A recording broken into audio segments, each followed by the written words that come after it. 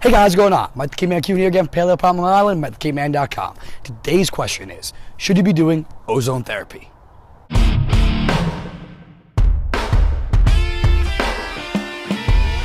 the caveman. And the answer is, yeah, possibly. Now, we've known about ozone therapy for over 100 years. In fact, the very first ozone generators were developed by this handsome devil over here. And if you don't know who that is, you might like some of the cars that bear his name. That, of course, is Nikola Tesla.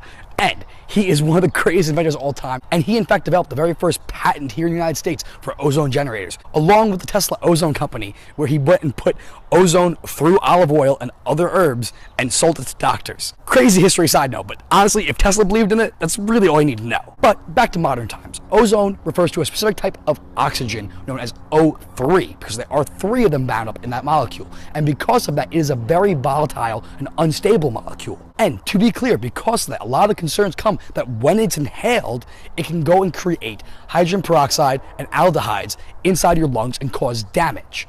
That is true, but more on that in a second. Fortunately, the methods of delivery in terms of ozone therapy are not generally inhalation.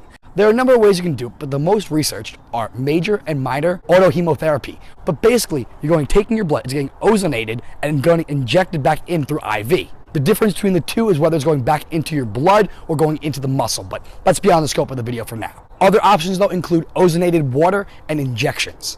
Now, what could it possibly be good for? Well, there's research backing up its use in spinal injuries, particularly lumbar hernias and just lower back pain in general, potentially in dentistry and wound healing.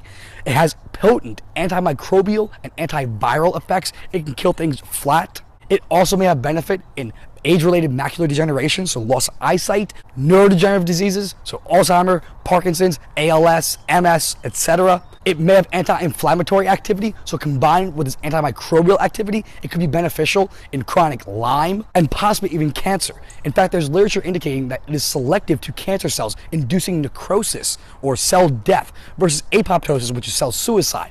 A little bit of a distinction, well beyond the scope of this video again, but for now, the research showed that it was selective to the cancer cells, killed them, maintained the healthy tissue.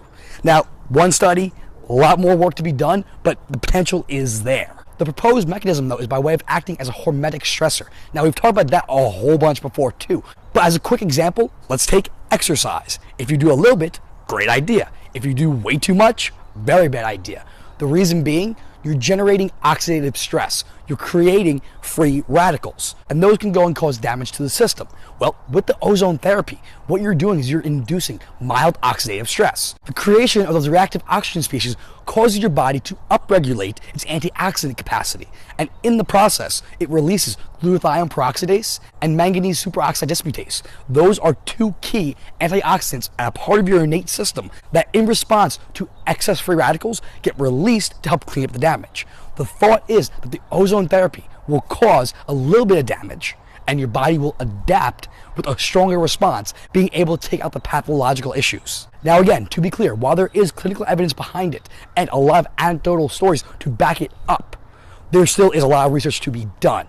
And if you do choose to do it, don't just go to the guy behind the corner bodega. Make sure that you find a knowledgeable integrative or functional medicine doctor who knows specifically how to do ozone, because unfortunately it is a very powerful tool and shouldn't be dealt with lightly. But if you do find that person and you can afford it, I would definitely consider looking into it, particularly if you have one of those aforementioned conditions. So your biggest takeaways are that, yeah, you might want to consider looking into ozone therapy, particularly if you have the conditions we talked about before. Unfortunately, it's an emerging research, and as usual, most of the research isn't being done because there's not a lot of money behind it. But that which has been done is very promising, and it's definitely something that should be done more often in the future. But I'll make sure to put links to some of the research in the description below, that way you can check it out yourself. Either way though, guys, hopefully it's helped you out. You know what to do. Like and subscribe down below. Share it with your friends. Head over to Instagram and Twitter and follow me at Mike the Caveman, over on Facebook at Paleo Problem Island, and of course over at MikeTheCaveman.com. That being said, have a wonderful rest of your day. Maybe get some ozone. Just don't breathe it in, and I'll see you tomorrow. The answer is, seriously? Who cares? We've talked about this for a whole bunch right now.